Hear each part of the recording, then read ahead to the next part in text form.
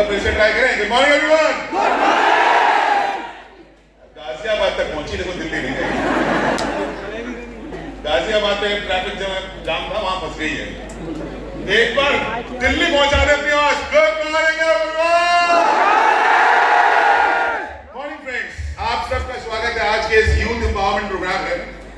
Youth यानी कि युवा, यहाँ जितने लोग बैठे हैं, सबसे पहले मैं पूछना चाहूंगा आप में से कितने ऐसे लोग हैं जो अपने यूथ समझते हैं? सारे लोग हैं, क्योंकि एज सिर्फ एक नंबर है, उम्र सिर्फ एक नंबर होता है। इंसान अपने कर्म से, अपनी सोच से युवा होता है। वो अपने कर्म से और अपनी सोच से युवा होता है। आज जितने लोग यहाँ पे बैठे हैं, आपके अंदर कहीं ना कहीं युवा है और वो मौजूद है। आज हम देखेंगे कि कैसे और किस तरीके से हिंदुस्तान में बहुत सारे ऐसे युवा हैं जिन्होंने अपना नाम कमाया, अपने देश का नाम रोशन किया है। और आज हम मिलेंगे ऐसे चार युवाओं से जिन्होंने अपना नाम कमाया और अपनी नहीं, अपने जैसे हजारों लोगों की जिंदगियां बदल दी। क्योंकि जब एक युवा कुछ बड़ा करता है, जब एक यंगस्टर कुछ बड़ा करता है, तो वो अपनी लाइफ नहीं बदलता, अपनी पूरी कम्युनिटी के लिए एक आइडल बन जाता है। अपनी पूरी कम्युनिटी, अपने पूरे साथ के लोगों के लिए एक आइडल बन जाता है और उनको प्रोत्साहित करता है और उनको आगे बढ़ाने में मददगार साबित होता है। नाउ पैर रखने की भी जगह नहीं। आज अगर मैं इंडिया की बात करूं, पूरी गैलरी हाउसफुल है। यूथ को, यंगस्टर्स को हमेशा हिंदुस्तान का सबसे इंपॉर्टेंट सेक्शन माना जाता है। यूथ एंथुसियास्टिक होता है, यूथ वाइब्रेंट होता है, यूथ डायनेमिक होता है, यूथ इनोवेटिव होता है, यूथ रिस्क लेता है, यूथ काम करने में भरोसा रखता है, ना कि सिर्फ सोचने में। यूथ के पास स्ट्रॉन्ग पैशन होता है, मोटिवेशन होता है, और यूथ के पास एक सबसे स्ट्रॉन्ग चीज होती है, वो एक स्ट्रॉन्ग विल पावर, खुद पे भरोसा होता है यूथ। किसी भी सोसाइटी की ग्रोथ इस बात पे डिपेंड करती है कि वहां का युवा, वहां का यूथ कितना वाइब्रेंट है और कितना रिस्क टेकिंग कैपेसिटी उसके अंदर है, कितना आगे बढ़ने के बारे में वो सोचता है। इंडिया में नेशनल यूथ डे 12 जनवरी को सेलिब्रेट किया जाता है, जो कि स्वामी विवेकानंद जी का जन्मदिन है। स्वामी विवेकानंद ने कहा था, take one idea, make that one idea your life, think of it, dream of it, live on that idea. This is the way. यानी कि जिंदगी में एक आइडिया चुनो, उसके बारे में लगातार सोचो, उसको जियो, उस आइडिया को रोज जियो, उस आइडिया के बारे में सोचो, उसके बारे में सपना देखो, और यही एकमात्र कुंजी है सफलता की। और आज बहुत सारे युवक ये काम कर रहे हैं, बहुत सारे युवा ये काम कर रहे हैं। महात्मा गांधी ने कहा था कि champions are made from something they have deep inside them, a desire, a dream, a vision. Champions कब बनता है? कोई इंसान चैंपियन कब बनता है? वो बनता है उस डीप डिजायर की वजह से जो उसके अंदर कहीं ना कहीं छुपी होती है। और वही डिजायर जब कोई देख लेता है, जब कोई डिस्कवर कर लेता है, तो वो एक चैंपियन बन जाता है।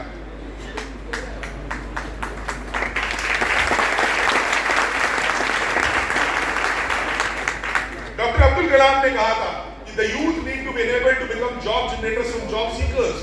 आज का युवा हमेशा नौकरी की तलाश में रहता है, लेकिन अब्दुल कलाम साहब की सोच थी कि आज का युवा, हम ऐसे युवाओं का निर्माण करें, ऐसे ट्रेनिंग दें उनको कि युवा नौकरी मांगने वाला नहीं, नौकरी देने वाला बने।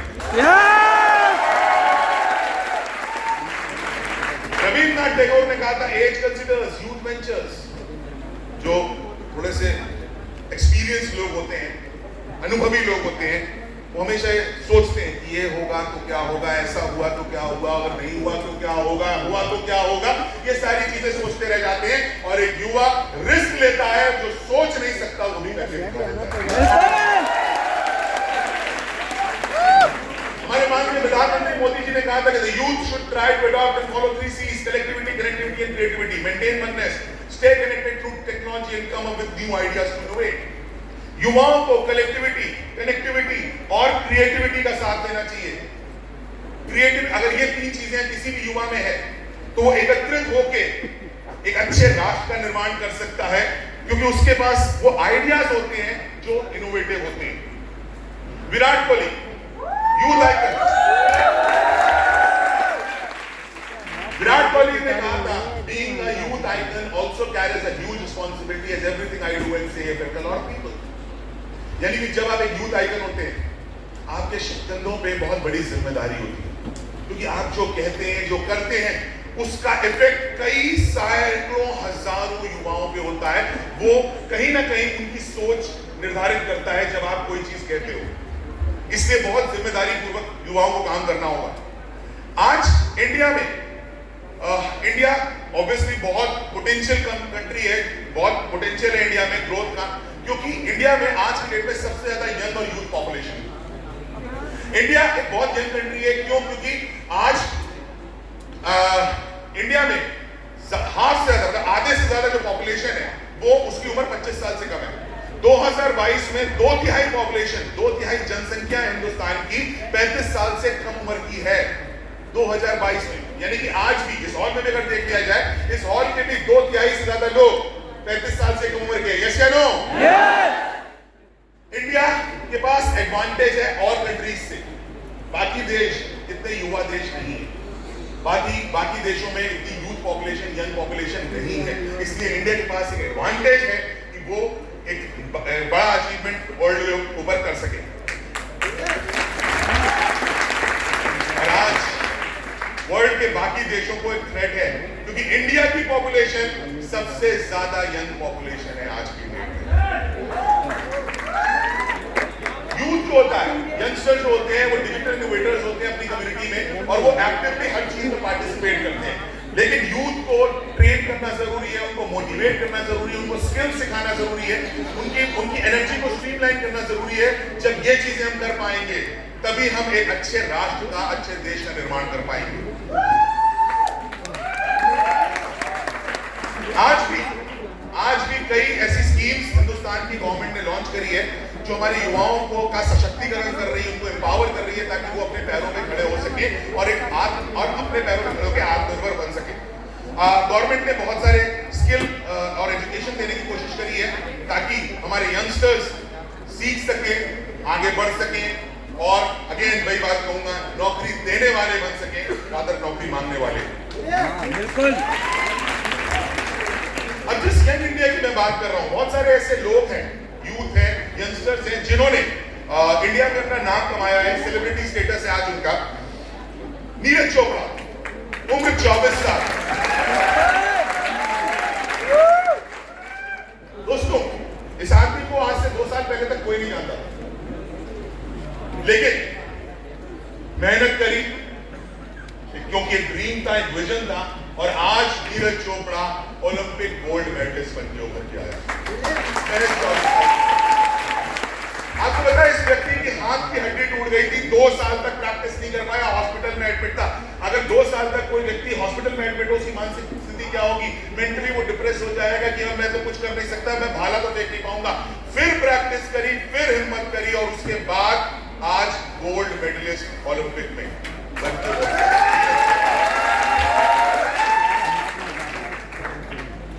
हिमा दास, 22 साल की लड़की, इसको ड्रीम एक्सप्रेस के नाम से जाना जाता है। दोस्तों, हिमा दास की मैं एक बैकग्राउंड स्टोरी बताऊं। असम के एक बहुत छोटे से गांव में पैदा हुई, 17 लोगों का किसान परिवार। उन 17 लोगों के किसान परिवार में हिमा दास एक एथलीट थी। उसको दौड़ना, रनिंग करना अच्छा लगता था। उसने प्रैक्टिस करने के लिए गुवाहाटी में एडमिशन लिया, और डेली ये लड़की 140 किलोमीटर बस से ट्रैवल करके सवेरे ट्रेनिंग करने जाती थी, और डेली रात में 140 किलोमीटर बस से ट्रैवल करके आती थी। रात में 11 बजे घर पहुंचती थी, सवेरे 5 बजे घर छोड़ देती थी। दोस्तों, 2013 में जब ये प्रैक्टिस कर रही थी, इसके जूते फट गए। अब एक किसान परिवार की कितनी मासिक आय होती है? हम हिंदुस्तान में, यूपी के खासतौर पे लोग हैं, तो हम जानते हैं किसान परिवार में कितनी आय होती है। इनके जूते फट गए, लेकिन पिता को कहीं ना कहीं अपनी पुत्री में, अपनी बेटी में एक अच्छा धावक, एक अच्छा एथलीट दिखाई दे रहा था। जैसे तैसे पैसे जोड़ के इसके पिता ने एडिडास के जूते इनको गिफ्ट किए। एडिडास नाम सुना आपने? एडिडास के जूते गिफ्ट किए अपनी बेटी को, ताकि वो दौड़ सके। और 2018 में उसी एडिडास कंपनी ने इसको ब्रांड एम्बेसडर बनाया।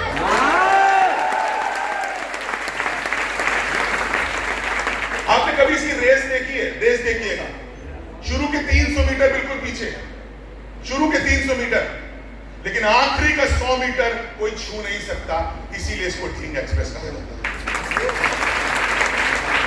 हमें क्या सीखने को मिलता है कि अगर जिंदगी में हम पीछे चल रहे हैं तो कोई बात नहीं, हम पीछे चल रहे हैं कोई बात नहीं, कितना भी पीछे चल रहे हैं कोई बात नहीं, एक दिन एक मौका ऐसा जरूर आएगा कि हम सबको पिछाड़ के आगे निकाल देंगे।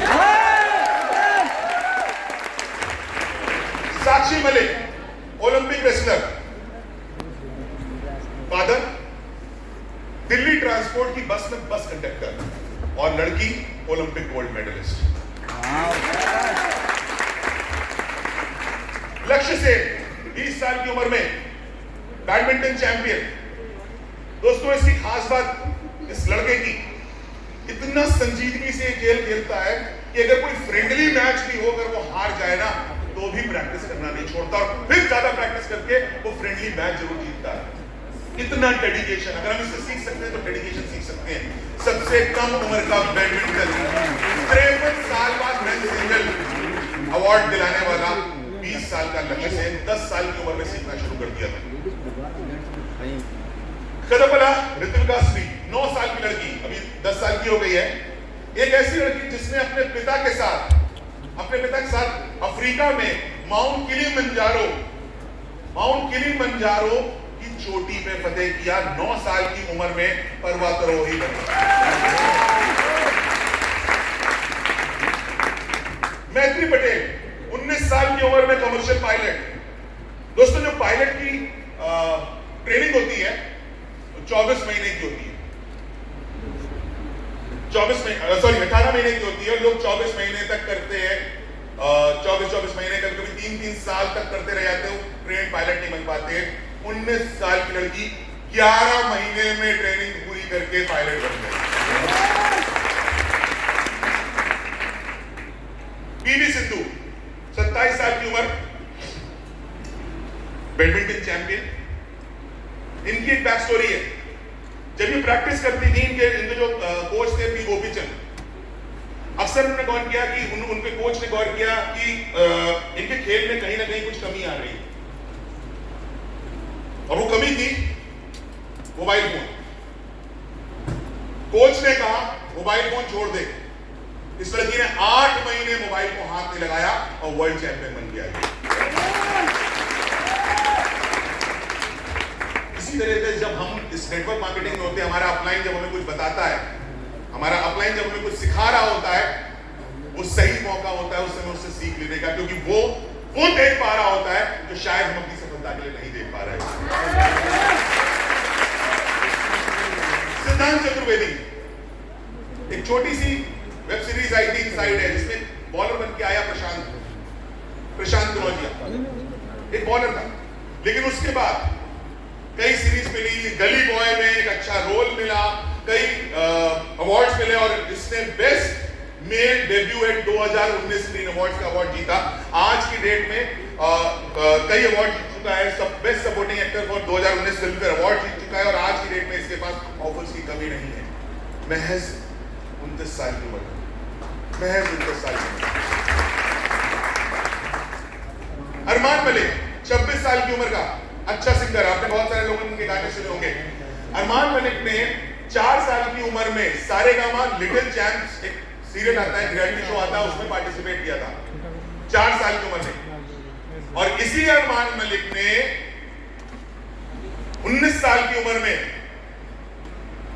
वॉइस ऑफ इंडिया जज करके एक रिकॉर्ड बना दिया, सबसे यंग जज का, सबसे कम उम्र की जज। कई अवार्ड उन्होंने जीते हैं, global India music award, film fair award, MTV Europe music award. Jasleen royal, 30 साल की लड़की। कितने लोग शादी में गए? जो सब लोग गए। मैंने ये नहीं पूछा कितने की शादी हुई है, कितने लोग गए। जब शादी में दुल्हन का एंट्री होती है, गाना चलता है दिल शगना था, सुना है यस या नो? वो गाना हमने सुना है, लेकिन वो गाना एक्चुअली हिट कराने वाली लड़की थी जसलीन रॉय, उसने गाया। एक लड़की जो एक टाइम पे गाना भी गाती है, माउथ ऑर्गन भी बजाती है, गिटार भी बजा लेगी, ड्रम भी बजा लेगी, इसको वन वुमेन बैंड कहा जाता है। एक अकेली लड़की जो पूरे बैंड के बराबर है महज 30 साल की उम्र। Now, ये तो वो लोग थे जिन्होंने हिंदुस्तान में